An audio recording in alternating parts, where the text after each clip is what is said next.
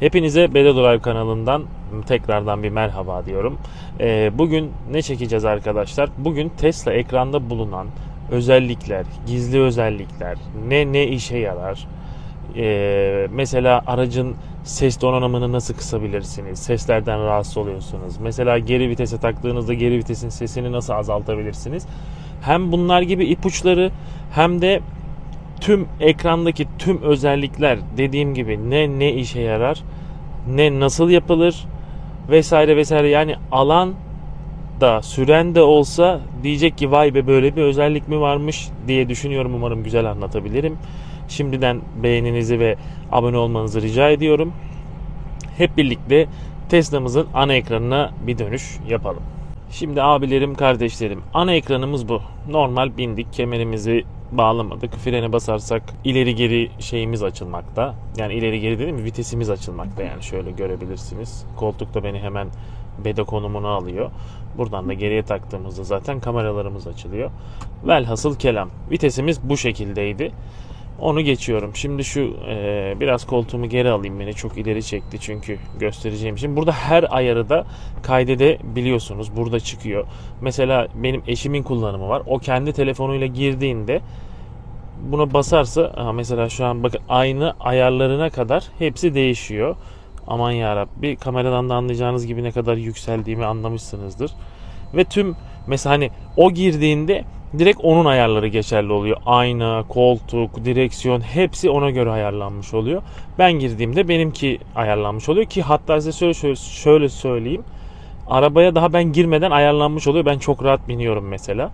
Bu benim en sevdiğim özelliklerinden birisi. Hemen bu ekranda gösterilen bu şarj ünitemiz zaten, yani kalan şarjımız. Üstüne bastığımızda da gideceğimiz kalan kilometreyi gösterir. Bu emniyet kemeri. Burada da tekrar bir emniyet kemerisi uyarısı var. Burada da aracın genel kilometresi, işte şarjdan bu yana kaç kilometre gittiğiniz ve mevcut sürüşü gösterir arkadaşlar. Burası ama kısa özet. Bunun büyüğünü de göstereceğim.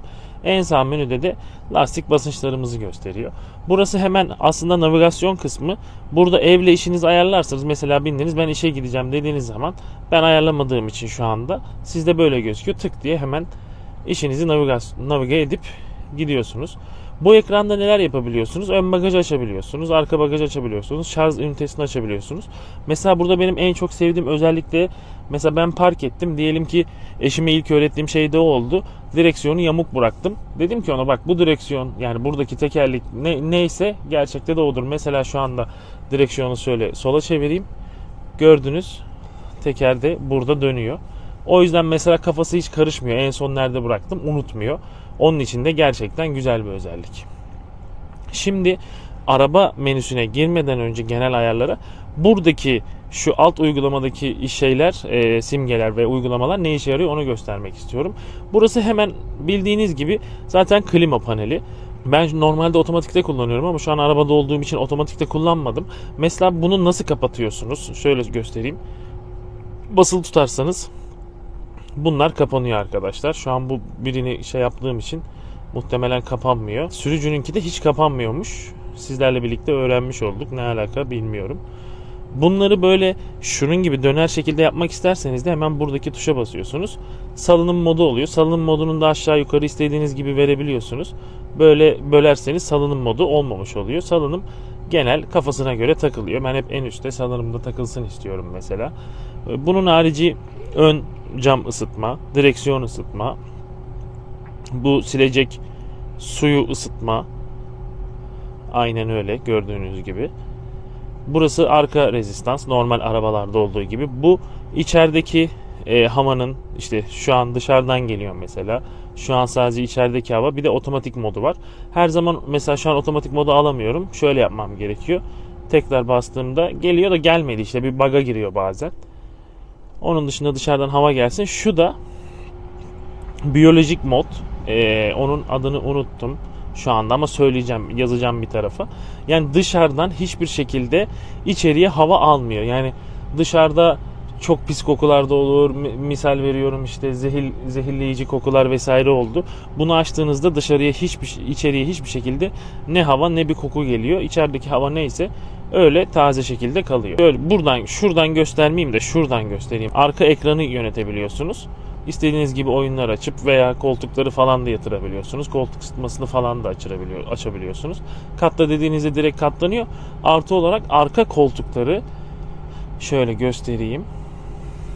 Şimdi hangisi gözükecek mesela, sağ arkayı buradan biraz daha geriye dayayabiliyorsunuz şöyle yapıp. Şuradaki tuşa basarsanız, geriye doğru bastığınızda koltuk böyle yatar pozisyona geliyor. Yani ev koltuğu gibi olmuş oluyor. Buradan ekstra mesela kulaklık bağlayıp arka koltuktaki ekrandan buradan eşleştirip yeni cihaz kulaklık bağlayıp buradan istediğiniz müziği, YouTube'u vesaire açıp arkadaşlar, istediğiniz buradan hangisini, Netflix mesela açtınız. Netflix'i açtınız ve dinliyorsunuz. Bluetooth kulaklığını da bağladınız. Hiçbir şekilde başka diğer yolcular hiçbir şekilde o sesi almıyor. Yani siz kendi başınıza takılabiliyorsunuz. Ayrıca iki kulaklık da bağlayabiliyorsunuz. Vesaire vesaire. Böyle çok çok güzel özellikleri var. Oyunları var. Bazıları kol istiyor, bazıları istemiyor. İşte tavla var, satranç var. Ya hayatta kalma oyunu var, Fallout Shelter. Ama hani böyle tarz oyunlar bile var yani. Arabada canınız sıkılmıyor veya çocuklarınızın canı da sıkılmamış oluyor. Şöyle kilitleyelim. Arka ekranı salalım. Şimdi navigasyon bildiğimiz navigasyon arkadaşlar, ama bildiğiniz navigasyon değil. Bu Google konuşamıyoruz. Google haritaları kullanıyor. Bunun içinde şöyle bir ekrana basarsanız mesela tüm trafiği, nerede trafik var, hani istediğiniz her yerdekini görebiliyorsunuz. Şu an gördünüz mesela trafik olayı. Nerede ne kadar trafik var hepsini görebiliyorsunuz. Herhalde tüm Türkiye diye düşünüyordum ki Bulgaristan'dakini bile görüyoruz arkadaşlar. Bu çok güzel bir özellik. Zaten şöyle de söyleyeyim. Araba tamamen kendi e-SIM'i var ve online şekilde. Ondan sonra burada başka ne var? Trafik harici. Şu zaten bu da hani çevrenizdeki olan, mesela misal veriyorum, Minyatürk varmış, Memorial Hastanesi varmış. Böyle yaklaştıkça da gördüğünüz gibi daha da çok şeyler açılıyor. Kapattığımızda görmüyorsunuz. Ben açık kullanıyorum bunu. Bir de burada en güzel rahatlık şarj üniteleri. Mesela bana Zorlu çok yakın. Hemen Zorlu çıkıyor mesela ve Tesla'nın şarjı olduğu için de kilowatt başı kaç lira olduğu bile yazıyor, şu an görüyorsunuz. Onun dışında zaten bir sürü de şarj var. Şuradaki iki tuş mesela, şu yavaş şarj demek arkadaşlar. Yavaş şarjları kapattım. Şu da hızlı şarj demek. Şunu kapatırsam da gördüğünüz gibi mesela 50 kW'lık Zes'in bir şarjı varmış. Onu gösteriyor. İkisini açarsanız, yani şu 3 şarj işareti. Dilim dönmüyor. Bana kızıyorsunuz ama dönmüyor. Döndüremiyorum. Şarj diyorum o yüzden, ama şarj. Ben de biliyorum şarj olduğunu, ama gördüğünüz gibi çok saçma söylemiş oluyorum. Bunda haklısınız. Ben de uymak istiyorum. Ben de düzgünce söylemek istiyorum ama dilimi döndüremiyorum. Neyse. Burası böyle. Bu şarj olaylarından kopmak istiyorum abi. Onun dışında da en güzel bir beğendiğim haritalardaki özelliği arkadaşlar, yağmur yağış durumu. Mesela şu anda bu bölgelerde gördüğünüz gibi yağış olacakmış. İstanbul, hatta Türkiye geneline bakalım. Nerelerde yağış var? Navigasyon, beni niye ters yapıyorsun? Navigasyonun akıcılığını da ekranın akıcılığına bayılıyorum arkadaşlar.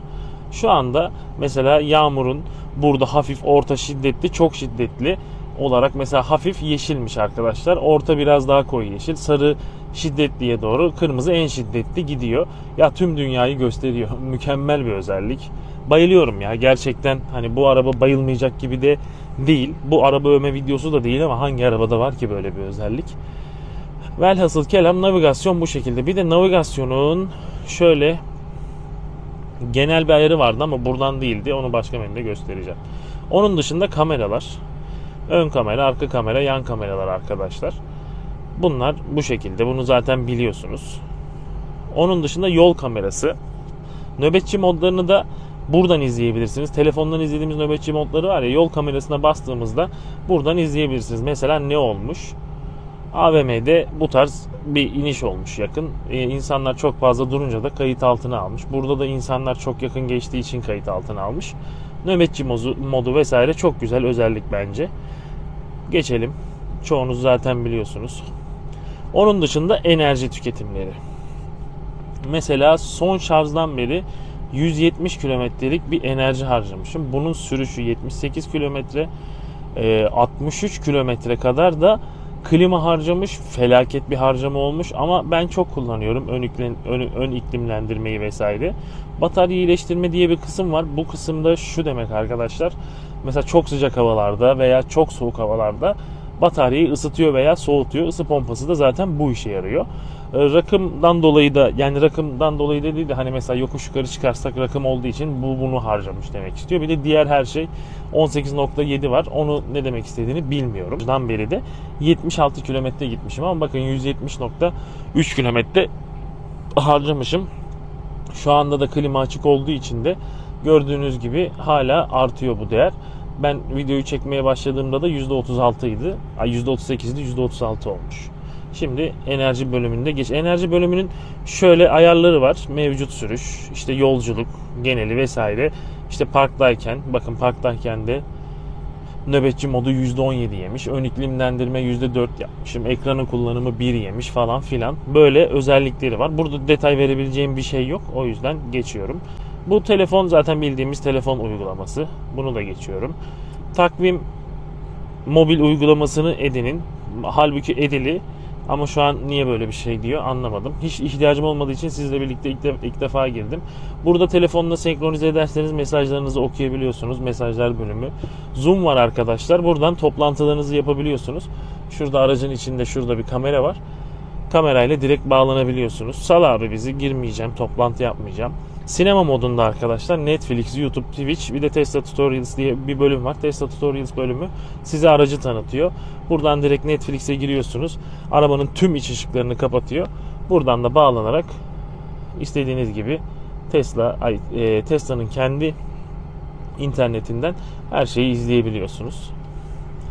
Sınırsız bir şekilde. İnternet de sınırsız. YouTube, bildiğimiz YouTube, aslında girmeme de gerek yoktu. Çıkacağım hatta şimdi. Uygulamama bile giriş yapmadım. Genelde YouTube müziği kullanıyorum zaten. Tesla sinema bölümü de böyleydi. Bir de oyunlar bölümü var arkadaşlar. Tesla Arcade diye geçiyor bu menüde. İşte bir sürü oyun var abi. Bakın. Yani araba oyunu, direksiyonla oynayabildiğiniz, direksiyona göre arabayı sürüyorsunuz mesela arkadaşlar. Hayatta kalma oyunu Fallout Shelter var. Çoğunuz biliyorsunuz. İşte tavla var, satranç var, 2048 Sudoku var. Çok iyi ya. Ya gerçekten çok iyi. Arabada canınız sıkılmıyor mesela şarjdayken. Maksimumda yarım saat duruyorsunuz. Bir de Toy Box özelliklerimiz var. Burada ışık gösterisi var arkadaşlar. Arabaya ışık gösterisi yapabiliyorsunuz. Çok güzel oluyor. İzlemişsinizdir. Buradan da şöyle emisyon şakası yapabiliyorsunuz binen arkadaşlarınıza. Misal veriyorum. Duyuyorsunuzdur. Mesela bu arkayı seçtiğinizde sadece o hoparlörden ses geliyor. Onun oturduğu yerden. Mesela duydunuz, çok iyi ya. Renklendirici, aracın dış rengini değiştiriyorsunuz arkadaşlar buradan. Şöyle gördüğünüz gibi. Benim aracım mavi olduğu için zaten mavi seçili. Boombox dediğimiz, burada kilitleme sesini değiştirebiliyorsunuz. Korna sesini, başka sesler yapabiliyorsunuz. Ekstra olarak mesela torpidodaki USB'ye açıp oradan istediğiniz sesi yükleyip ne yapmak istiyorsunuz onu yapabiliyorsunuz. Korna sesi sadece giderken değiştirebiliyorsunuz bu arada. Arabayı sürmeye başladığınız an normal orijinal kornasına dönüşüyor. Bu T-Rex'te de müzik yapabiliyorsunuz. Gösterelim. Buradan çok güzel de bas vuruyor, yalan yok. Gördüğünüz gibi buraya eklerseniz bir şeyler, mesela şunu böylece ne? Burada romantik bir mod yakalayabiliyorsunuz arkadaşlar. Şömine sesleri de geliyor. Bu arada şömine seslerini duyuyorsunuz. Bir de bunu açınca araba sıcak vermeye başlıyor. Hemen kapatmam lazım bunu. Çok saçmalıyor. Sanki kış ayının ortasındayız. Abi soğut beni. Direkt sıcak verdi arkadaşlar her yerden. Sketchpad bildiğiniz çizim. Göstermeyeceğim. Mars, şöyle yaparsanız haritanız Mars haritasına dönüyor arkadaşlar. Tekrardan ben arcade menüsüne geliyorum. Noel Baba modu, burada ho ho ho derseniz işte müzikler falan filan çalıyor. Şu Mars modunu kapatayım. Güzel bir şey aslında. Gökkuşağı yolu modu da otopilotu aldığınızda gökkuşağı modu. Başka bir şey değil yani. Kötü bir şey de değil. güzel bir şey. Şunu bir tık arttıracağım. 2 dakikada arabanın içini ısıttı, yemin ediyorum. Tarayıcı, yani işte Google Chrome diyebiliriz arkadaşlar. İstediğiniz gibi takılabiliyorsunuz. Bir kılavuzumuz var. Spotify'ımız var. Bluetooth'umuz var. Radyomuz var. Karaoke yapabileceğimiz bir uygulamamız. Onu da denemedim. İşte Apple Music, Apple Podcast. Bir de Audible diye bir şey var. Bu da Amazon'la ilgili bir şeymiş arkadaşlar. Bunu da salıyorum. Bir de YouTube Müzik, benim en çok kullandığım o var. Bu menüde de şunları kullanabiliyormuşuz. İşte koltuk ısıtma, soğutma, cartçurt. Onu göstermedim. Koltuk ısıtma, soğutma buradan arkadaşlar. Serinlet, soğut vesaire. Aynı yan taraf için. Ön 2 koltuk soğutma var. 4 koltuk ısıtma var. Arkalarda dahil. Arkaları da şuradan şöyle açabiliyorsunuz. Arkada, ortada ısıtma yok. Sadece sağ ve sol koltukta var. Çok da önemli değil. Onun dışında bu menüde başka bir şey kalmadı arkadaşlar. Şimdi gelelim şu soldaki araba menümüze. Ne işe yarıyor? Şimdi en üstte direkt kontroller çıkıyor arkadaşlar. Burada ışıklar var. İşte kapalı, kısalar, bir de otomatik modu var. Bir de adaptif hız sabitici diyorum. Adaptif far var. Bir de burada gözüken, şunu Bedo bir yapayım, beni düzeltsin. Aynen. Burada görmüş olduğunuz gibi hattımız full çekiyor. İşte Bluetooth ayarlarımızı da buradan yapabiliyoruz. Burada yapabildiğimiz başka ayarlar, aynaları katta, çocuk kilidi, arka. Mesela şöyle basalım. Sağ sol hangisini istiyorsanız gösteriyor. Pencere kilidi de var arkalar için. Torpido da buradan açılıyor. Torpido da böyle bir bug var. Şöyle basılı mı tut? Ya açılıyor ama böyle ilk açılışta açılmıyor. Çok küçük bir torpidosu var. Zaten torpidoda bir de USB'miz var. Onun dışında başka bir şeyimiz yok. Buradan silecekleri buradan ayarlayabiliyoruz. Otomatik konuma veya 1, 2, 3, 4 olarak hızlarını ayarlayabiliyorsunuz. Aynalar nasıl ayarlanıyor mesela? Arkadaşlar sol ya da sağ ayna yapıyorsunuz buradan. Sonra ekrandan direksiyondan geliyorsunuz. Buradan sağ yaparsanız sağa, sola yaparsanız sola, yukarı aşağısı da bu şekilde. Burada otomatik yatırma, geriye aldığınızda otomatik karartma, gece vesaire. Gayet kullanışlı özellikler bunlar. Sağ sol yaparak zaten size de gösteriyor. Ayarlamak için sol kaydırma tekerleğini kullanın diyor. Onun dışında burada kayıp nöbetçi modu var arkadaşlar. Araç yıkama modu diye bir şey var.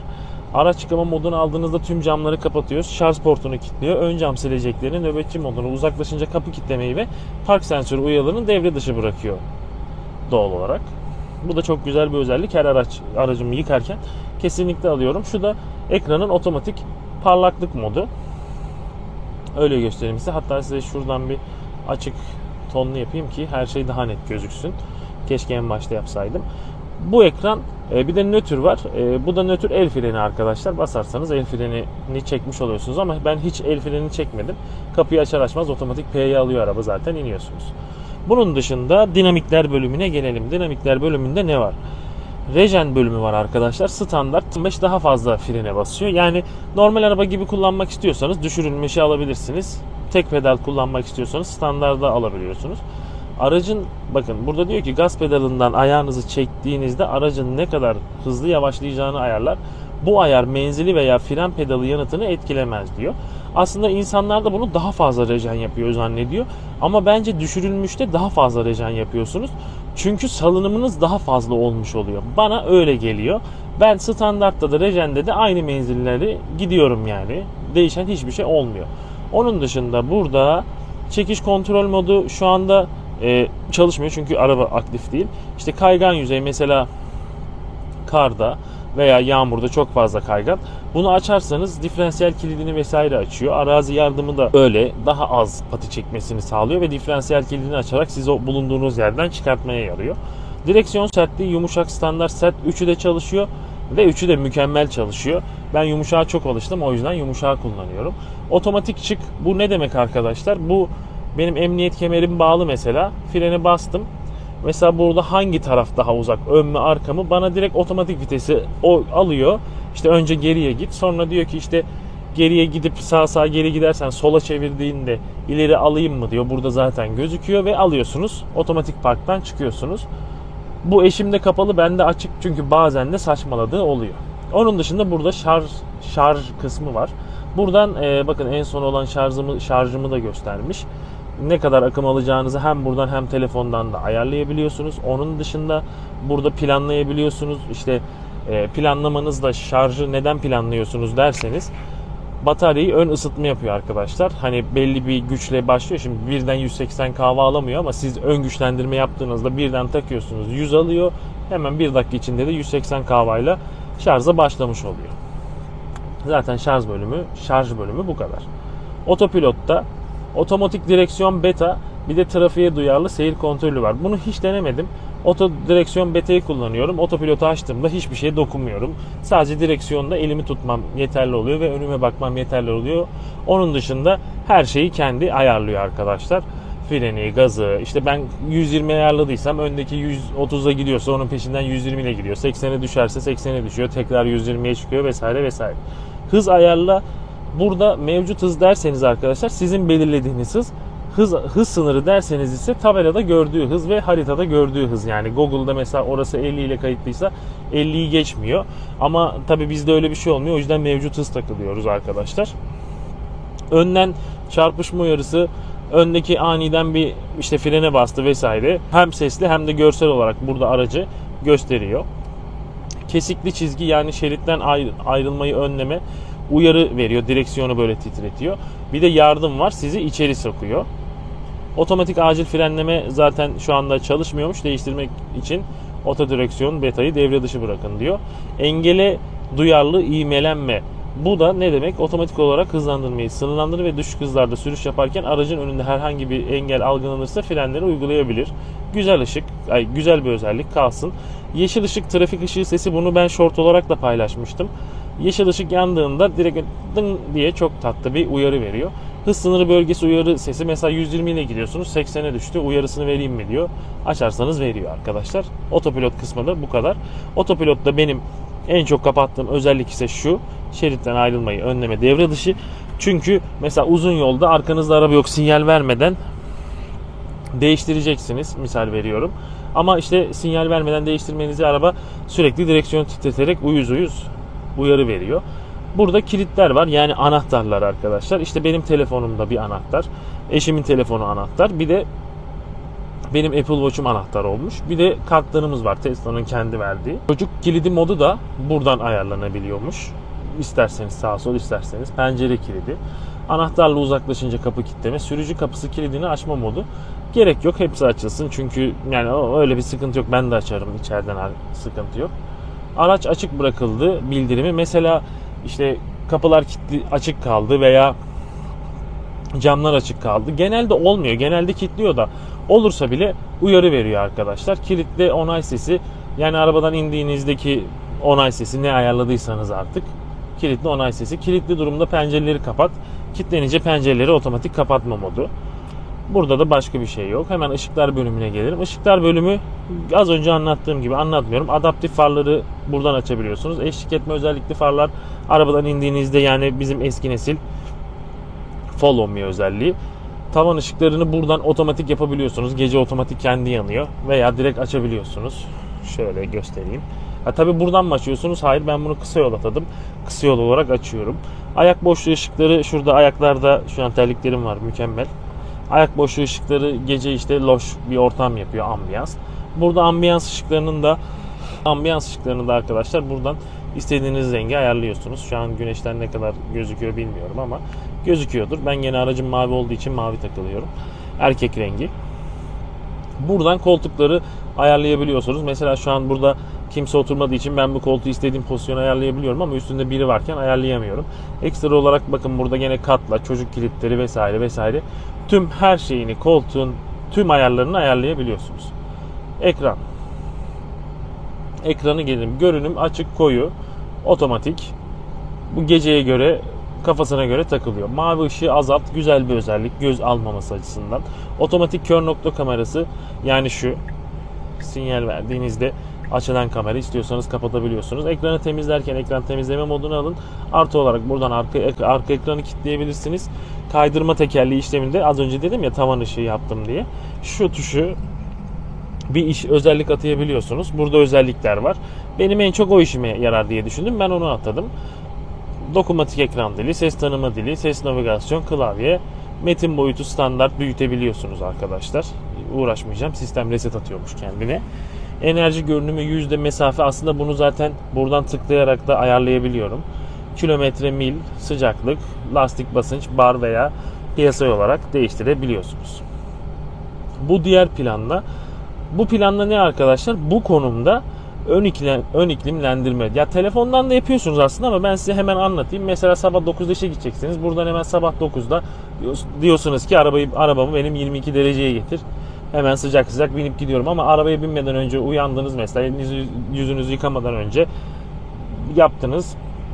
Bu sıcaklığa getir, zaten getiriyor. Buna ihtiyaç duymuyorsunuz. Güvenlik modu. Nöbetçi modunu buradan da açıp kapayabiliyorsunuz. Şöyle yukarıdan da açıp kapayabiliyorsunuz. Park konumunda nöbetçi olarak etkinleştir. Evde devre dışı, işte devre dışı. Hani güvendiğiniz yerlerde otomatikman evinizde işiniz kayıtlıysa devre dışı bırakabilirsiniz. Bir de favori yerler varmış. Nöbetçi modu kayıt uzunluğu, işte olaydan hani tam o an yanınızdan geçerken biri kaydı alıyor. Onun 1 dakikası ve yani 1 dakika gerisi ve 1 dakika ilerisini 2 dakika olarak gibi kaydetmiş oluyor. Kamerayı mobil uygulama yoluyla görüntüle. Arabanızı canlı olarak mobil uygulamadan görüntüleyebiliyorsunuz. Yol kamerası kayıtları, kornaya bir kere bastığınızda 10 dakikalık toplam o kornadan itibaren ve kornanın gerisinde bir 10 yani 20 dakikalık çekim yapmış oluyor. Çok güzel bir özellik. USB'niz dolduğunda hafızası buradan sile basıp siliyorsunuz ve yeniliyorsunuz arkadaşlar. Burada güzel diğer özellikler. Otomatik kör nokta kamerası, dönüş sinyali verildiğinde yan sinyal kamerasını göster. Az önceki özellik. Kör nokta çarpışma uyarısı sesi. Sağ sinyal verdiniz, yanınızda birisi varsa hani uyarı veriyor size, çarpacaksınız niteliğinde. Kör nokta uyarı ışığı, şu aynaların şuradaki hoparlör gibi olan şeyde kırmızı küçük bir ışık yanıyor arkadaşlar. Arkadan geçen trafik uyarı sesini ben daha hiç duymadım. Ne demek istiyor onu da bilmiyorum. Mobil erişime izin ver. Telefonla bağlan arabaya demek istiyor. Anahtarsız sürüşe izin ver. Vale modu, pin ile sürüş, torpido gözü, pin modu. Torpido gözüne pin kodu koyabiliyorsunuz telefonlara koyduğumuz gibi. Bir de pin ile sürüş var. Mesela bir pin koyuyorsunuz. O pinle arkadaşınız veya dostunuz, işte ne bileyim aile, akrabanız mesela arabaya binip sürüş yapabiliyor. Ebeveyn kontrollerini, klasik ebeveyn kontrolü bizde tabii ki kapalı. Çünkü bir çocuk sahibi değiliz. Kokpit aşırı ısınma koruması, bunu telefondan da açabiliyorsunuz, buradan da açabiliyorsunuz. Klimalı veya klimasız, işte misal veriyorum, arabanın içi 35 dereceyi geçince arabanın içi 30-35 dereceyi geçince veya 43 tane seçenek var. Klimayı açabiliyorsunuz. Arabanın içi yanmamış oluyor sıcaktan. Yolcu ön hava yastığını kapatabiliyorsunuz, açabiliyorsunuz. Güvenlik alarmı zaten açık. Kapı açılırsa, arabaya işte darbe gelirse falan çok felaket bir seste korna uyarı verip duruyor arkadaşlar. Ben kendim içeriden kapıyı açıp test etmiştim. Bayağı sesliydi. Park yardımı uyarı sesleri. Yani park ederken şurada 360 modda arkadaşlar. Mesela şöyle yakınsak buralara, şu 360 mod uyarı veriyor. İşte ne kadar yaklaşırsanız onun gibi, öyle düşünebilirsiniz. Geri viteste ses düzeyini azalt. Biliyorsunuz ki geri viteste bir sesimiz var. Benim hoşuma gidiyor. Kötü bir ses değil. Yani kötü bir sesten kastım uyarıcı bir ses en azından. Arabanın arkasında biri varsa dikkat etsin diye. Jio modu ise arkadaşlar uyarı seslerinin aracımızdaki uyarı sesleri seviyesini tamamen azaltıyor. Yani her şeyi bayağı minimuma çekiyor. Sessiz bayağı bir sürüş sağlamış oluyorsunuz. Hani bazı arkadaşlarımız uyarı seslerinden memnun olmuyor. Sürücü uyuklaması uyarısı, işte hem sensörler hem de bu üst tarafta bulunan kamera bizim sürüşlerde uyarı veriyor. Bana çok uyarı veriyor mesela. 1-2 kere falan uzun yol yaptım. Sürekli uyarı veriyor. Bu güvenlik modundan da gücü buradan basarak komple kapatabiliyorsunuz arkadaşlar. Ekran falan kapanmış oluyor. Artık servis bölümümüze geçiş yaptık. Servis bölümümüzde burada lastik servisi kilometresi, işte diyor ki ön arka değiştirin diye Tesla size bir uyarı veriyor arkadaşlar. Burada kullanıcı artı olarak kamera görüşü, jant ve lastik, işte o şeyleri silecek, değiştirmek için servis modu. Burada bakım menüsünde bakın en yakın bakım şey gibi oldu. Tekerlerin en yakın bakım 10.058 kilometrede olacak diyor arkadaşlar. Bu da lastik rotasyonu. Şurada görmüş olduğunuz gibi. Yani lastikleri ön arka yapın diyor. Bunu geç. Buradan bu arada servis de isteyebiliyorsunuz. Bu bakım kısmından servis servis isteyebiliyorsunuz arkadaşlar. Araç yıkama modu az önce göstermiştim. Farlarını buradan ayarlıyorsunuz. Gece yolculuklarında mesela farlar aşağıdaysa buradan ayar çekebiliyorsunuz. Buradan çekici modunu alıyorsunuz aracı. Vitesi boşa alıyor. Bildirimler. Kayıtlı konumları kaldırabiliyorsunuz. Kamera ön izlemesi ayarları vesaire. Sürücü koltuğu ayna kalibrasyonu, yani tekrardan sıfırlıyor. Eğer bozuk bir durum varsa sıfırlayabiliyorsunuz. Fabrika ayarlarına döndürüyorsunuz. Tarayıcı verilerini temizle. İşte batarya sağlığı, kamera kalibrasyonu falan. İlk aldığınızda bunları zaten otomatik yapıyor. Servis kısmı bu şekilde. Yazılım bölümü. Yazılım bölümünde aracın kilometresi, güncel yazılımı, işte premium bağlantı, otopilot, dahil paket, yazılım güncelleme tercihleri, gizlilik veri paylaşımı, kokpit kamerası, mikrofon, konum, bunlar hani uyarı niteliğinde, bu menünün içeriğinde bir şey yok. Şimdi navigasyon bölümünde otomatik navigasyon, araca giriş yaptıktan sonra eve, işe, buraya otomatik götürme muhabbeti. Yol planlayıcı, gerekiyorsa süperşarjör noktalarını da ekler. Yani mesela buradan Ankara'ya gitmek istediğiniz, yazdınız, size mesela Bolu'da var. Bolu'daki önce diyor ki oraya uğra bir 15 dakika, şarjını et, rahat rahat git. Çevrim içi rota işte bildiğiniz gibi. Mesela yolda bir şey oldu. Minimum işte bir dakika kadar kazanmak istersen sana yeni rota oluşturuyor. Hız kamerası uyarı sesi, yoldaki gördüğü arkadaşlar. Ücretli yolları kullanma, feribot kullanma, otoyolları kullanma gibi tercihler var. Üçüncü taraf şarj istasyonları. Haritada başka, Tesla hariç başka şarj istasyonlarını görebilme. Burada yolculuklar, toplam enerjiniz, kaç kilometre yaptınız, mesela ortalama enerji, ortalama yakıt tüketimi. Bu sıfırdan aldığımdan beri ikisini de sıfırlamadım yolculuklar menüsünde. Buradan Wi-Fi bağlantılarınız, Bluetooth bağlantılarınız ve yükseltmeleriniz var. Bunu genelde telefondan yapıyorsunuz. Zaten arabaya otomatikman geçmiş oluyor. Onun haricinde başka bir şeyi yok. Tertemiz kullanım. Her şey elinizin altında. Akıcı. Yani o kadar akıcı ki ben hiç böyle bir navigasyon sistem görmedim ya. Şuraya bakın. Hiçbir donma, etme, yapma bir şey, hiçbir şey yok ya. İnanın bakın. Bak hiç sıfır ya. Ya şu yanımda motor var. Motorcu yok tabii. Bak mesela biri geçecek şimdi. Bakın geçiyor. Ya mükemmel abi bu detaylar. İçeriği beğendiyseniz beğenmenizi, takip etmenizi, abone olmanızı öneriyorum arkadaşlar. Şimdilik hoşça kalın ve sağlıkla kalın diyorum. Bu tarz videolarımın devamı da gelecek.